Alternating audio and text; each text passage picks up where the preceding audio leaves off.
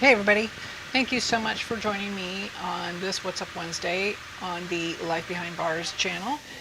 This week we are looking at International Women's Day, which I know happened on March 8th, but I wanted to take advantage of that and share with you some of the women who inspired me to start a life on two wheels behind bars. In case you don't know who I am, my name is Dawn and I work here at FX Caprara Harley-Davidson.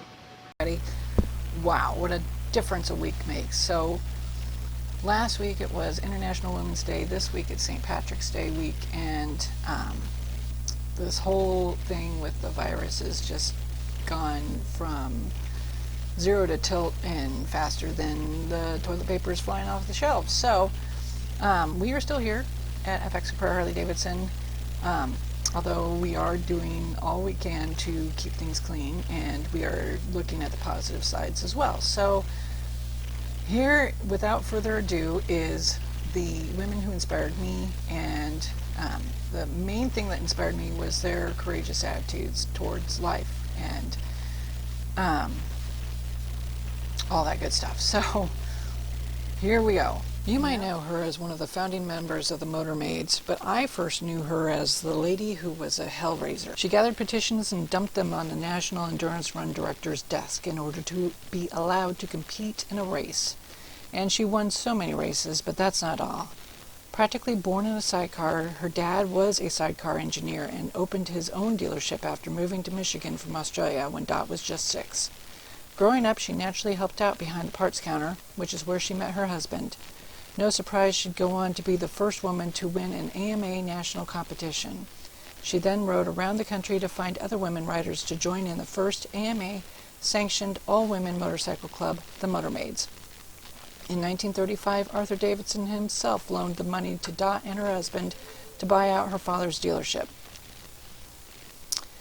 Even then, Dot didn't slow down. During World War II, she worked as a courier for a private contractor, and afterwards came back to win the Jack Pine in 1946. And she did it all beautifully. She made sure she was camera ready, elegantly dressed, in full makeup. One racer told the story of how she raced for 2 days, and when it ended, the men tramped off to the bar still covered in grime and mud, while Dot insisted on cleaning up first. Dot was a woman before her time, and thank goodness she was. Women today can still be in professional business: doctors, lawyers, mothers, clerks, engineers, cashiers, models, designers, grandmothers, teachers, astronauts, and so much more. And we can also step outside, throw a leg over our motorcycle, and ride across the country. Wow, what a woman, right?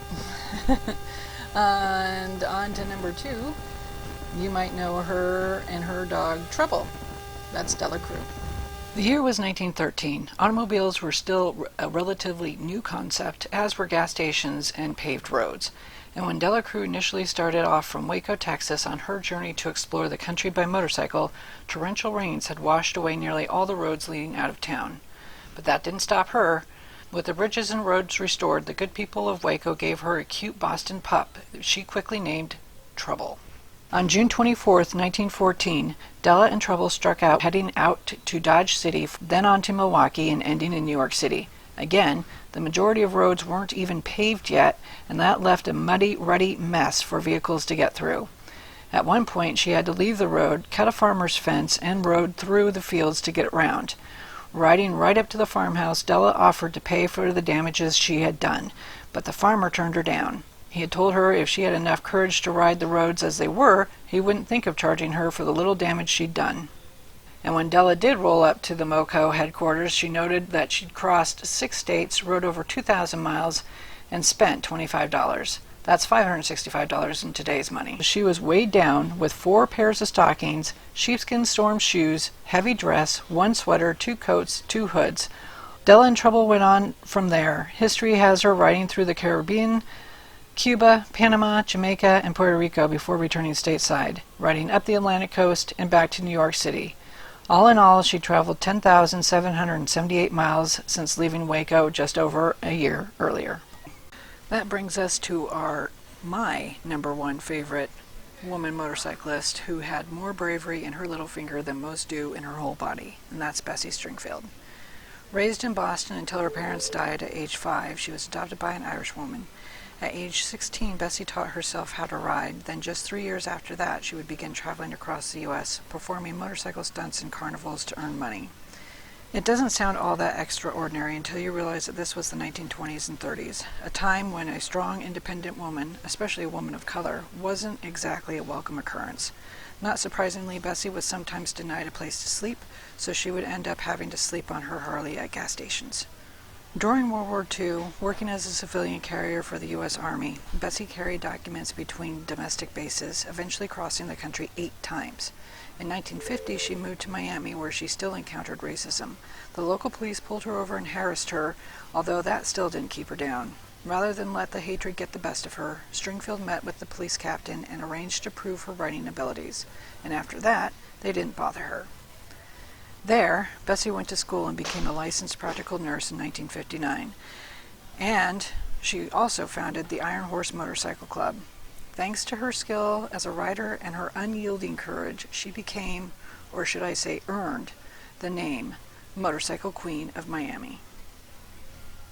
So there you have it, guys. 3 wonderful women that we can draw inspiration from and gain courage from and get through all of this craziness that's been happening lately.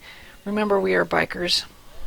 For sure, we are bikers. We are used to seeing the challenges ahead and adjusting with the changes as needed so that our ride can continue to be smooth and we can carry on and we will be the stronger for it. So we will get through this.